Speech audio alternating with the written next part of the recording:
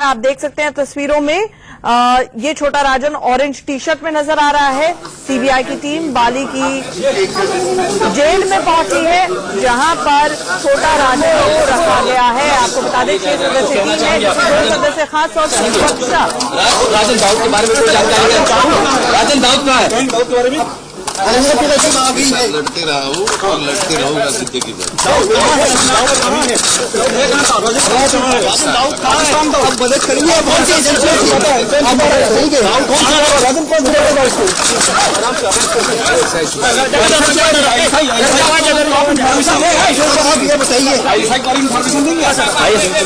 एजेंसियों की मदद करेंगे।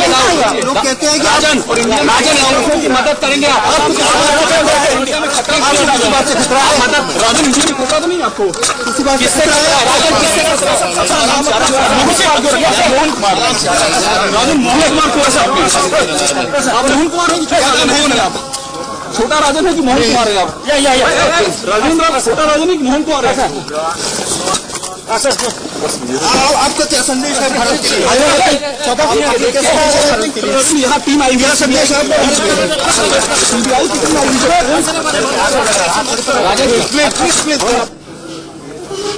तो आपने तस्वीरों में देखा छोटा राजन डिटेंशन सेंटर से कहीं बाहर लेकर जाए जा रहे थे। आपने देखा कि सुरक्षा का घेरा है, बाली पुलिस की टीम इर्द गिर्द है। यहां पर सीबीआई की 6 सदस्य की विशेष टीम पहुंच चुकी है। तमाम दस्तावेज और डोजे लेके जो छोटा राजन के खिलाफ 75 से ज्यादा मामले दर्ज हैं हीनियस क्राइम्स के उसके आराम से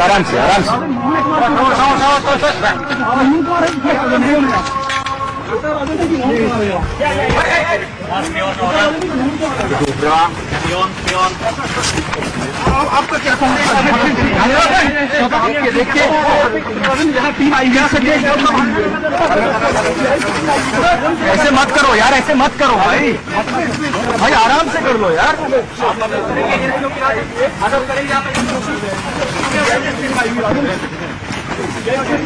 ऐसे क्यों करना है?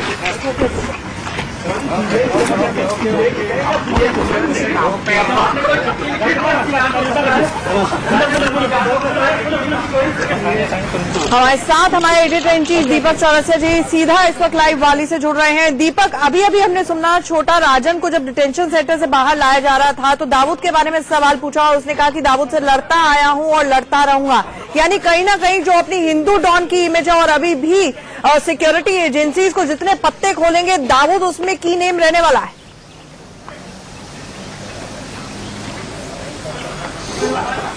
जी हाँ, बिल्कुल उम्मीद भी यही की जानी चाहिए। दरअसल छोटा राजन की गिरफ्तारी 2 मायनों से बेहद इंपॉर्टेंट है। एक तो उसके ऊपर जितने केस हैं उनको देखकर, ताकि उसके बारे में मालूम पड़ सके कि उसके पीछे आखिरकार क्या साजिश थी। जो दूसरा है वो दाऊद को लेकर है। दाऊद को लेकर कई नई जानकारियां छोटा राजन सुरक्षा एजेंसियों को दे सकता है।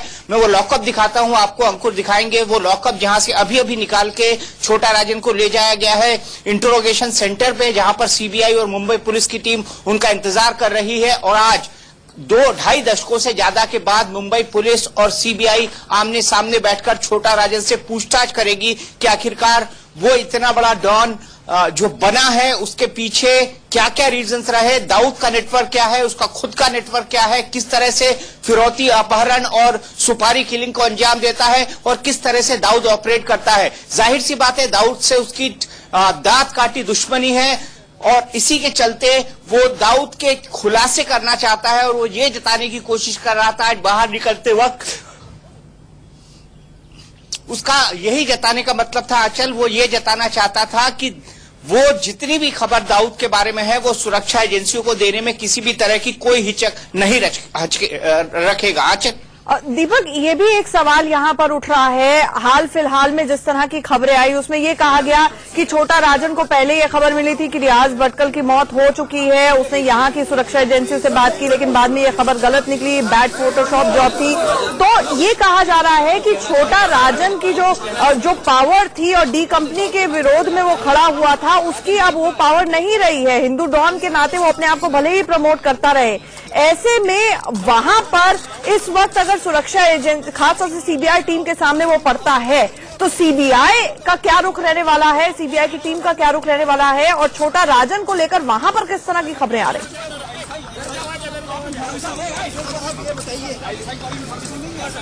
देखिए, यहाँ तो पहली प्रायोरिटी ये है कि उसको भारत कितनी जल्दी ले जाया जाए। अंकुर से मैं कहूंगा वो दफ्तर दिखाएंगे जहां पर इस वक्त इंटरोगेशन चल रहा है।